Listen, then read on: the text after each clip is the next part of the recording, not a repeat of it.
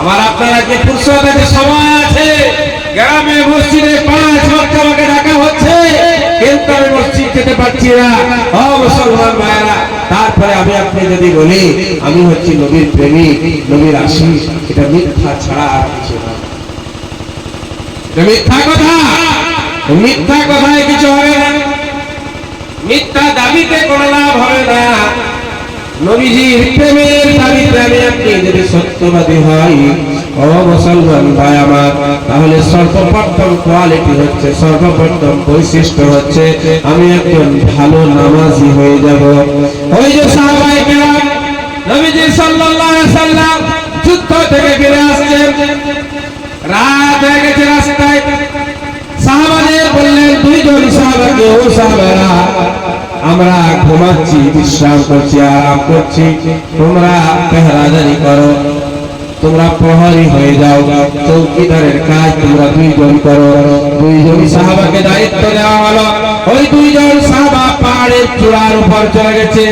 নবীজি সাল্লাল্লাহু আলাইহি সাল্লাম এবং সাহাবায়ে কেরামদের দেখভালের জন্য, সামানাদের পাহারাদারি করার জন্য তারা ওই পাহাড়ের চূড়ার উপর চলে গেছে। 2 জনাই পরামর্শ করলো, এখন যদি আমরা 2 জনাই থেকে থাকি তাহলে 2 জনের এই সময়টা অপচয় হবে, লস হবে, 2 জনাই ঘুমাতে পাবো না। তাহলে এক কাজ করো, একটা কাজ করা যাক, তুমি আমার বন্ধু, তুমি প্রথমে কিছুক্ষণ বিশ্রাম করে নাও, ঘুমিয়ে নাও, আমি জেগে থাকছি, জেগে পাহারাদারি করছি, আমার যখন ঘুম লাগবে আমি তোমাকে জাগিয়ে দিব, তুমি তখন চৌকিদারি করবে আর আমি তখন বিশ্রাম করবো, আরাম করবো। তুমি এখন ঘুমাও, রাতটা তো বড় লম্বা রাত, সারা রাত তো 2 জনে টানা জেগে থাকতেও পারবো না, তাহলে একজন জাগো, একজন ঘুমাও।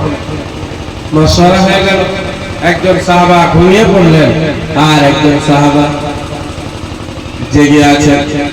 কিছুক্ষণ সময় অতিবাহিত হয়ে যাওয়ার পর তার মনের মধ্যে একটা জাগলো, কথা জাগলো, তার চিন্তা হলো, রাতটা আমি যদি এইভাবে জেগে কাটিয়ে দিই তা তবু আমাকে জাগতে হবে, আর যদি আমি শুধু জেগে না থেকে নামাজের মধ্যে দাঁড়িয়ে আল্লাহর স্মরণে রাতটা কাটাই, তাহলে এই রাতটাও আমার কাজে লেগে যাবে।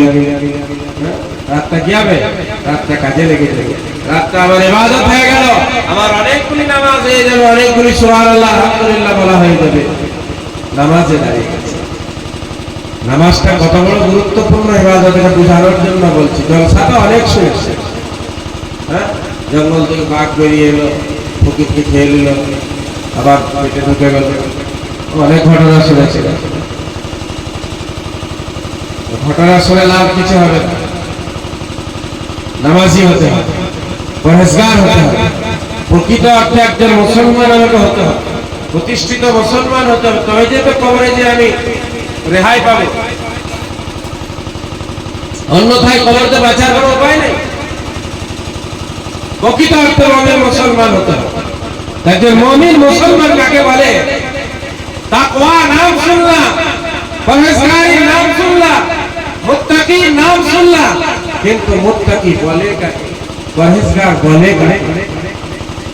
ওই যে সাহাবা চিন্তা করলেন, রাতটা এইভাবে সময়টা অপচয় না করে বরং আমি নামাজ পড়তে থাকবো, রাতও কেটে যাবে, দায়িত্বও পালন হয়ে যাবে, ডিউটি সারা হবে, সবই হবে।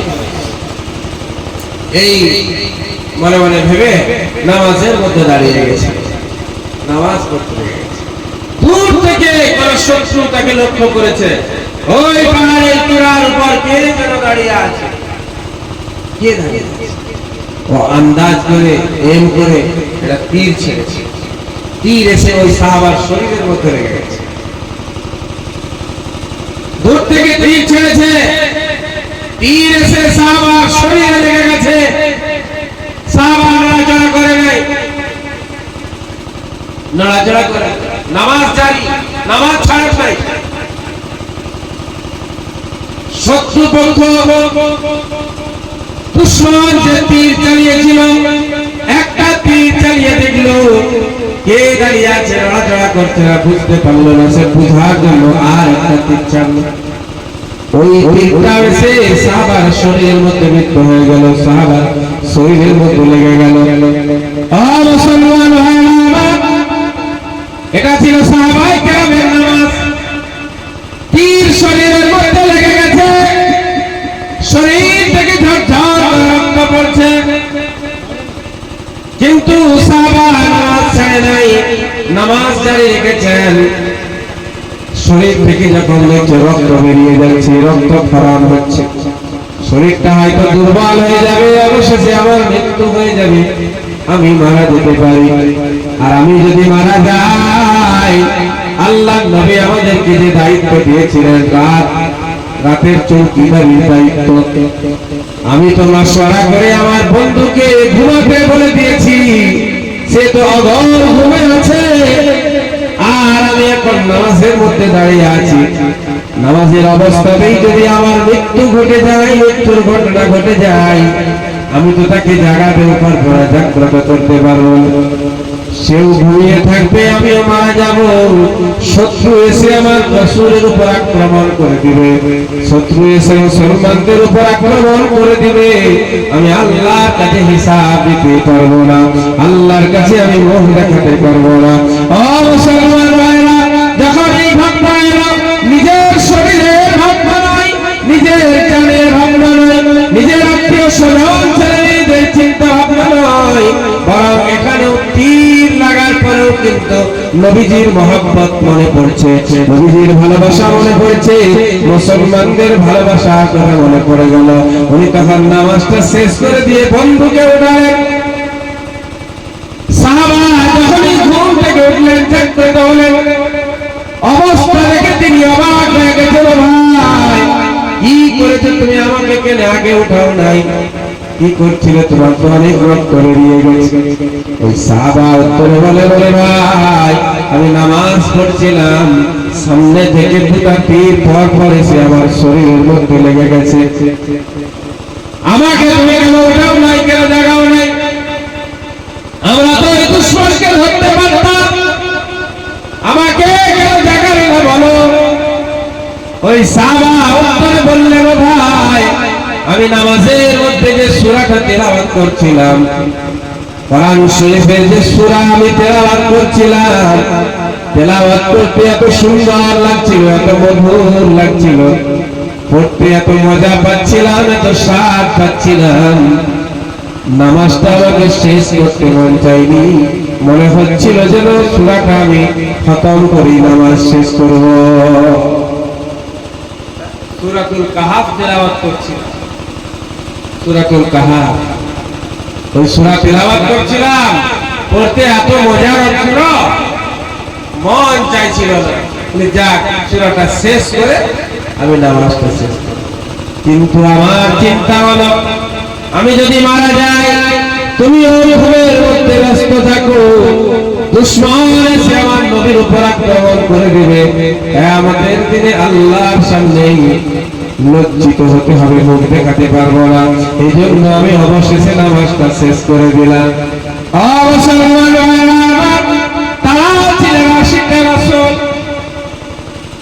তাদের জন্য আল্লাহ কোরআনে ঘোষণা করলেন, ওয়াস-সাবিকুনাল আউওয়ালুন মিনাল মুহাজিরিন ওয়াল আনসার ওয়াল্লাযীনা ইত্তাবাউহুম বিইহসান রাদিয়াল্লাহু আনহুম ওয়া রাদু আনহু। যাদেরকে আল্লাহ পাক টাইটেল দিয়েছেন, লকব দিয়েছেন, যাদের জন্য আল্লাহ ঘোষণা করলেন পবিত্র কোরআনে রাদিয়াল্লাহু আনহুম, তারা সকলেই আল্লাহর প্রতি সন্তুষ্ট, তারা সকলে আল্লাহর প্রতি রাজি, আমি আল্লাহ তাদের প্রতি রাজি। বলুন সুবহানাল্লাহ। যারা জীবদ্দশাতে এই সুসংবাদ পেয়েছিলেন যে তোমার উপর আল্লাহ রাজি হয়ে গেছে, আর তোমরাও আল্লাহর প্রতি রাজি, সেই সাহাবার অবস্থা বললাম।